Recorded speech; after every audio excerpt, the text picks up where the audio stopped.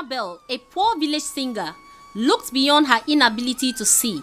She chose love, friendship, and peace. She never allowed her emotions control her relationship with others. Once upon a time, in a small village, surrounded by green fields and tall trees, there lived a young woman named Annabelle. She was blind, but her voice was like magic.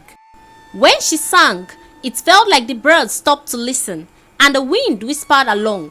Her music sent deep message to the soul of whoever listened to her singing. Annabelle was loved and adored by anyone that came across her. Her parents had passed away when she was very young. They were everything and more to Annabelle. Their love for her gave her hope and reasons to always stay happy despite her condition. They had taught her to appreciate the beauty of the world through the things she loved doing, things that made her happy. Despite their absence, Annabelle carried their love with her in her heart and found solace in the memories they had shared together. The villagers also looked after her like their own, providing support and guidance as she grew up, encouraging her talents and helping her navigate the world as a blind young girl. Though she missed her parents dearly, their love lived on in her songs and in the warmth of the community that surrounded her. Annabelle spent her days singing in the village square, filling the air with her beautiful songs. People from all around would gather to hear her, and their hearts would be filled with happiness. When they are sad, they found peace and joy the moment they hear the sound of Annabelle's voice, singing sweet melodies that can melt the hardest of hearts. One day, a handsome prince from a neighboring kingdom came to the village. His name was Prince Alex, and he was the crown prince of his kingdom. Alex was a strong lover of music. He was invited by one of his hunter friends to come feel the warmth of his community. When he heard Annabelle's voice, he was captivated. Prince Alex approached Annabelle, greeted her lovingly, and asked her if she would sing for him again. Annabelle agreed with a bright smile. Alex spent the whole day chatting with Annabelle, who enjoyed every bit of his company. They talked about their love for music and many other things that got them laughing out so loud, forgetting that it was getting late. They were still talking when the prince hunter friend walked up to him and told him that it was getting late. Annabelle recognized the voice of their brave hunter, who greeted her lovingly. "Greetings to the golden voice of our land, the most beautiful, adorable, and talented maiden of our land."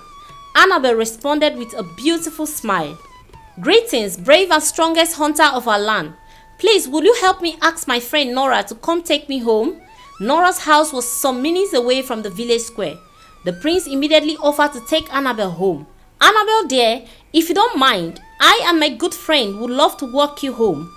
Annabelle gladly accepted and thanked him for his kind gesture. And together with the hunter leading the way, they left for Annabelle's house. When they got to Annabelle's house, Alex was surprised to hear that Annabelle's parents were no more.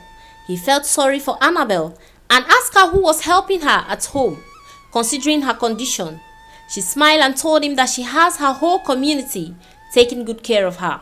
The prince got really emotional, seeing how happy and cheerful Annabelle was despite her condition. He answered her in a low tone, "Okay, that's fine, but who is staying with you here?"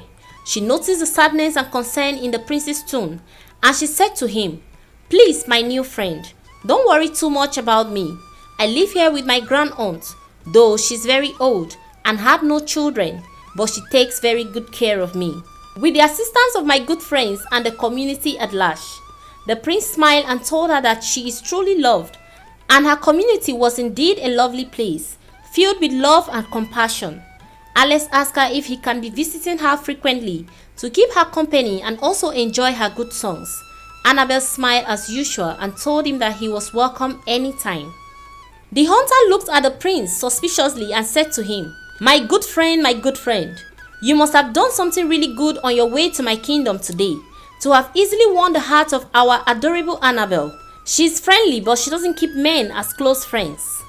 Annabelle smiled and told the hunter that she don't know why, but she felt peaceful and safe around Alex, right from the very moment he came to her and asked her to sing for him. The hunter confirmed that the prince was truly a nice person. The prince smiled and thanked them both for trusting him, even without knowing much about him. Annabel bid them farewell and the both left after Annabel had entered the house. As the prince and Annabel became good friends, Alex realized that he was already falling in love with Annabel. He admired her strength and her kindness. Even though she couldn't see, Annabel saw the world in a special way, and this touched Alex's heart. He visited the village more often, and each time his love for Annabel grew stronger. Finally, he couldn't keep it a secret any longer. He told Annabel who he really was and asked her to marry him. Annabel was surprised but overjoyed, as she had also started developing feelings for the prince. She said yes without hesitation.